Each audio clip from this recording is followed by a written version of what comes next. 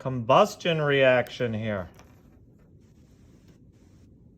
Combustion reaction. Energy is flowing into the surroundings from the system. All right. Hello, everybody. This is thermochemistry practice. Important for quiz, important for test, important to make sense of what's going on. I decided to just go through all the questions that we did in class today. Okay? You all need to follow this video along with what you wrote. There was some mistakes there. I was assuming. And we all know what happens when you assume. When you assume, you may be wrong. Okay? So, we don't assume. I assumed that we had a really good grasp up on this, but there was a wide variety of answers. So let's clean this up. Notice we have a combustion reaction here. We have C2H6. That's butane gas plus oxygen gas. We're going to yield carbon dioxide. We're going to produce water. And notice there's the enthalpy for the reaction. And I'm not going to do it right now, but Rxn for the reaction. So we know that it's a chemical reaction as opposed to a sublimation or a physical change, something like that. And then notice we've got negative 1500.0 kJs of energy released per 6 moles here, per 4 moles here, per 5, and per 2. That's important that you read that as per moles based on the stoichiometric coefficients. So is this endo or exothermic? It is exothermic. I simply look at the sign value. So we have a negative sign value. What that means is the system is losing energy to the surroundings. That being said, take a look. We're going to think of the reaction here as the system. So all the reactants and the products here are all part of the system. Notice the rest of the world's the surroundings. Notice energy is leaving the system, hence the negative sign value, and entering the surroundings. And of course, the surroundings are going to gain heat. So here we go. Heat goes up. And if you're part of those surroundings, you're going to feel the heat. Next, let's take 2.0 kilograms of C2H6. Let's combust it completely. Let's determine the enthalpy change. How much heat's going to be released? Notice that much heat is released per 2 moles and 5 moles of that. I doubt this 2 kilograms is going to be exactly equal to 2 or 5 moles. I doubt that. So it's going to release more or less energy compared to this because this is per 2 and per 5. So here we go. There's my 2.00 kilograms. And this is, hope I said that right earlier. Maybe I didn't. But that's ethane gas. I might have called it butane, but it's ethane. It's a C2. Anyway, notice. Let's convert the kilograms to grams. Let's convert grams of C2H6 to moles of C2H6. Notice that for every 2 moles of C2H6, we're going to release 1,500 kJs, and that negative means release. You're going to lose 1,500 kJs from the system into the surroundings. Notice this comes from the balanced equation. Move that up a little bit. And then notice I get negative 49884 49,884 kJs of energy released. Let's look at sig figs. Maybe go to here for sig figs with 3. And let's make that negative 4.9 times 10 to the 4th kJs. I think somebody in class, Caden maybe, had negative 4th. No. 4.99 times 10 to the 4th. The negative is simply a sign convention showing the direction of energy flow. So one more time, notice the reaction is losing energy, so that's where the negative comes from. Let's take a look at an energy diagram. And notice we have reactants at high energy.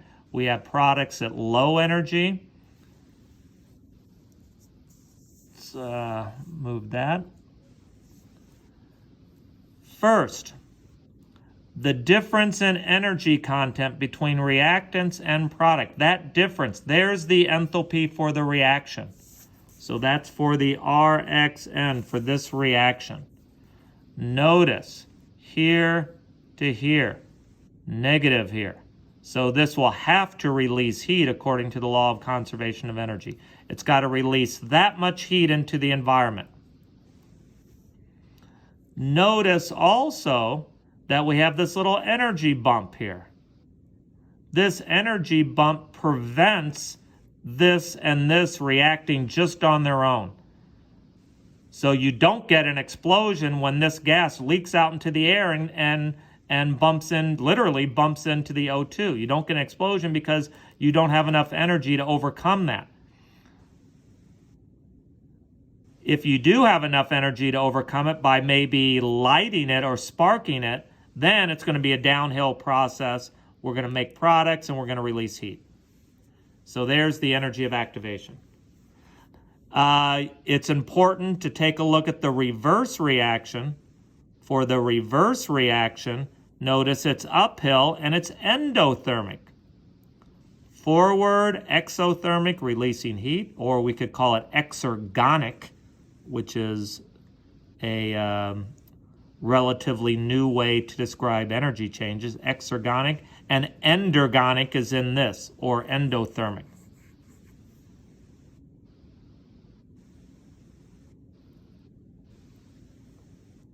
Well, what else do we got? 3 state functions. I wrote more than 3. Temperature, volume, pressure, enthalpy change, potential energy. These are all state functions. State functions are properties of the system which depend on the initial state and the final state, but do not depend on the pathway to get from the initial to the final state. On the other hand, heat and work are not state functions. So these values do depend on the pathway taken. Next question. We've got 100 grams of ice. Here's the enthalpy of fusion. So this is the enthalpy of fusion. Fusion is melting. Okay, so FUS right here. Too small for me to write. Notice it's a positive value. Makes sense to melt ice. That's endothermic. The ice needs to absorb energy. But how much energy is required to melt that 100 grams? Let's just do a problem solving setup and cancel. So there's my 100 grams. Let's convert to moles. Notice that cancels. So we have moles of water, and we know that in every 1 mole of water, we're going to have to take in 6.01 kJs. And notice when we plug that in the calculator, it's going to require 33.4 kJs of energy to melt that much ice. Notice positive sign value. We have to input energy into the system, which is the ice. Just to reiterate that, take a look at the bottom here. So there's our ice. Look at the low temperature. Here's the surroundings, going to be at a higher temperature than 0. If you have this 100 grams and you want to get all water from that, you have to add 33.4 kJs of energy to get that to completely melt to liquid water.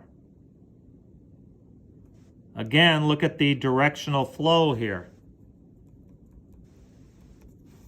So heat is being lost by the surroundings to the system. System's gaining energy, the surroundings losing. So here I am close by and I'm getting cold. There's a sad face there. I'm getting cold. Brrr. Why? Because heat's moving from the air that I'm close to, and that heat is being absorbed here by the ice. What's happening to the ice as it takes in heat? The kinetic energy of these water molecules are increasing, so they're vibrating more and more and more and more and more. That's vibration, and then they spread out, and then you got a liquid. All right, let's get a handle on this next calorimetry problem. Yes, that's what this is. It's a calorimetry problem. We have a coffee cup calorimeter here. So let's read. We've got 20 grams, 0.0 grams of ammonium chloride solid. So there's an ionic salt. It's soluble, of course. We're going to add that to 200 mils of water, so that's pure water, so that will be 200 grams. They are equivalent. And we've got our coffee cup calorimeter. Notice the temperature of the water goes down. That water's getting colder and colder. And didn't our cold pack example, we went down to below 0. How the heck did we get below 0? Well, solutions have different physical properties compared to pure solvent. So pure solvent water is a freezing point of 0.0 degrees C, but if you add solute to the water, you get freezing point depression. So we depress the freezing point of that solution. And you're familiar with this. Think of antifreeze in automobiles. That's a water solution, so it's not pure water, otherwise it'd be freezing at 0 degrees C, 32 Fahrenheit. Anyway, that's a colligative property, and that's a story for another day. Notice the water's getting quite cold. The water is losing energy to the system. But we'll talk about that in a second. So let's determine the Q value. That's going to be heat loss or gain. For the salt water, for the salt solution, make sure we have the proper sign value for Q. And we want the answer in kilojoules per mole, and we want the answers in kJs per gram, both. And we're going to assume the specific heat of the cup is negligible. So for right now, let's look at what's going on here. We have our coffee cup. We've got our 200 grams of water. We add the salt, and it ionizes 100%. As always, the chemicals are the system. And then the water, all that 200 grams of water, that's the surroundings. Keep it straight, please. Notice the water, which is the surrounding, is losing energy. Where's that energy going? It's going into the system here, which are the chemicals. Since the water is losing heat, notice the temperature is going down. We went from 21 to 5 degrees. So the surroundings are losing heat. So notice what I have here. Heat is entering the system from the surroundings. So the water temperature, spit that out, is going down. So that's an important fact, Jack, right there. All right, since this is a calorimeter, and since this is negligible, the heat gain by the cup is negligible, I know that whatever is lost by the water has to be gained by the solution. Okay, so you'd expect as energy is going to there, these would be increasing their kinetic energy, their vibrational capacity, they'd be speeding up here. But the point here is the temperature of the water. Notice there's a heck of a lot of water in there. That's going down significantly. So notice the negative here that's the Q for the water. The negative means we're losing heat. The water's losing heat. And then the solution is, so that's the sign values. Well, if we know the water is losing heat and we know the mass of the water and the specific heat of water and we know the temperature change, we can figure out the Q value. Well,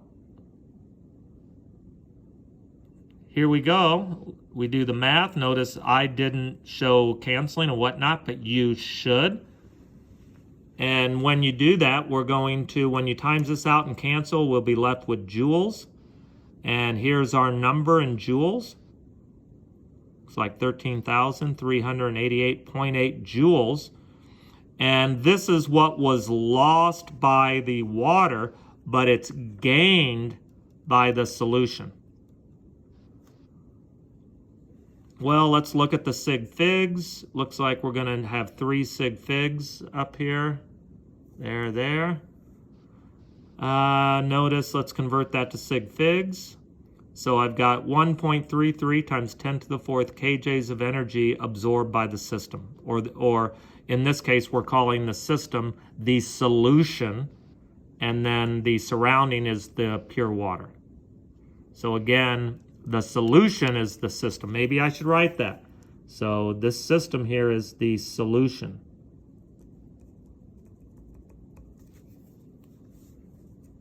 Well, this is what was absorbed by the solution, and that was per 20 grams, so that was easy enough. So there I have kJs per gram. There's my value in kJs per gram. Just divide one by the other. Now, I'm not going to do it. You should. Let's convert kJs per grams of sodium chloride. Let's convert it to kJs per mole. So do a straightforward calculation.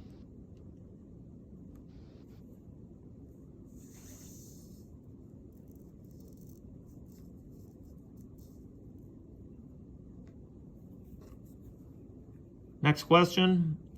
We've got 220.0 grams of water, and the temperature is 85 degrees C. Determine the final temperature after 15.50 kJs is released from the system. So picture this. You have this fairly hot water, 220 mils of hot water at 85 degrees C. We lose this many kilojoules of energy. So the temperature is going down as we're losing energy. And we want the final temperature, assuming we're starting at that initial temperature there. Well, first thing you're going to need to do, specific heat capacity. Well, here's my formula. Q equals ms delta T. Let's solve for T, or let's solve for delta T. And we have Q over mass times specific heat. Notice the specific heat capacity is in joules per gram per degree C. So this has to be in joules. So I convert the kJs here to joules. Okay, we know that 1 kJ has 1,000 joules. And notice when I do the math and cancel, I'm going to get 16.8 degrees C. Check out the canceling. Notice that the degrees C is in the denominator of the denominator, which means we bring that up to the top then. Again, the simple analogy, if you're not seeing why we do that, a mathematical example would be you have 1 over 1/2. So notice the 2 is in the denominator of the denominator, and you know that 1 divided by 1/2 is in fact 2. So that shows us that that when you're in the denominator of the denominator, you bring that up to the top. Isn't that right, Benjamin? That's correct. Thank you. So we do have confirmation. Get rid of that.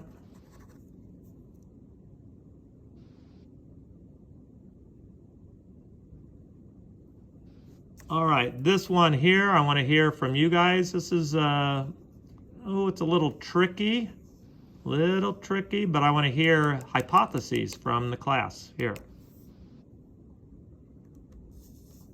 Next, van der Waals A and B. Look at your notes. It's right there. Oh, I'm sorry. Let's go back to here. This was the change in temperature, so that's the change. We started at 85, so all we do is subtract the change in temperature, 16.8, from where we started, and there's our final temperature. Final temperature is what we are asking for. If we were asking for the change in temperature, we go for that. So you got to read the question carefully. All right.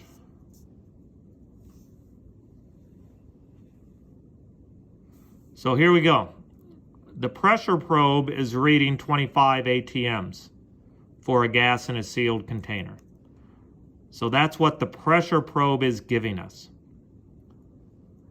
If you had the information to calculate the pressure using PV equals nRT, so if you had the temperature, if you have R, which of course you would, if you knew the number of moles and you knew the volume, then you could solve for pressure, nRT.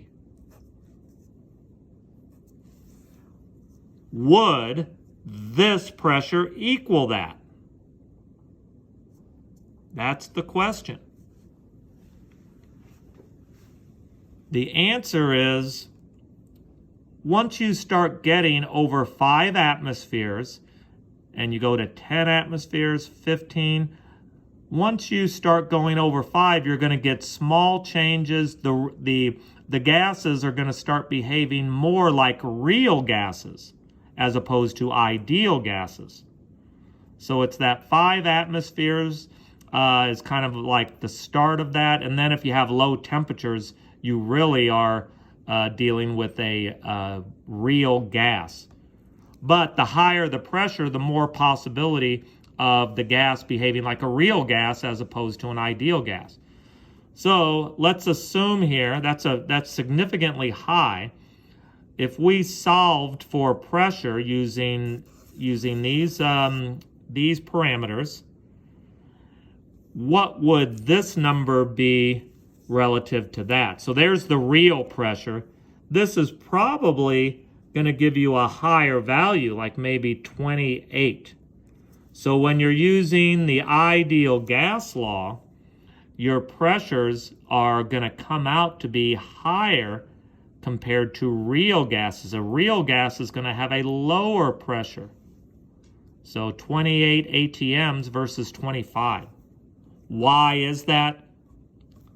Because of IMFs. Because now we have this gas about ready to hit the inside of this container, but at this high pressure, notice it's going to be influenced by these neighbors.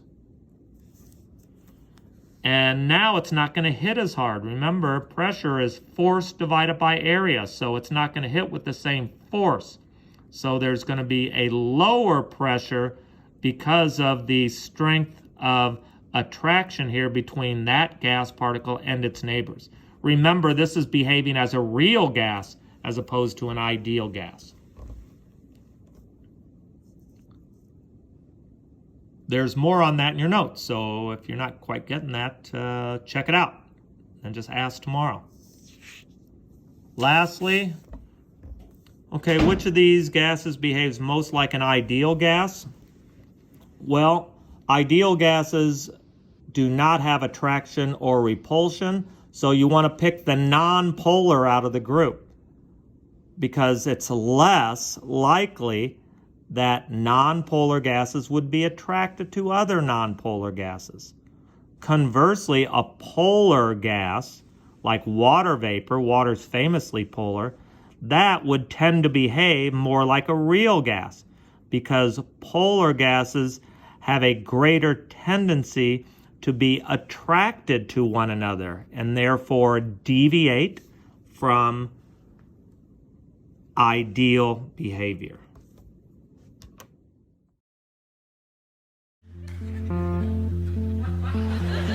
She's chopping broccoli, chopping broccoli, chopping broccoli, chopping broccoli, chopping broccoli, chopping broccoli. She chopping broccoli. She chopping broccoli. She chopping broccoli. Choppin', she choppin', she choppin', she choppin', she choppin', she choppin',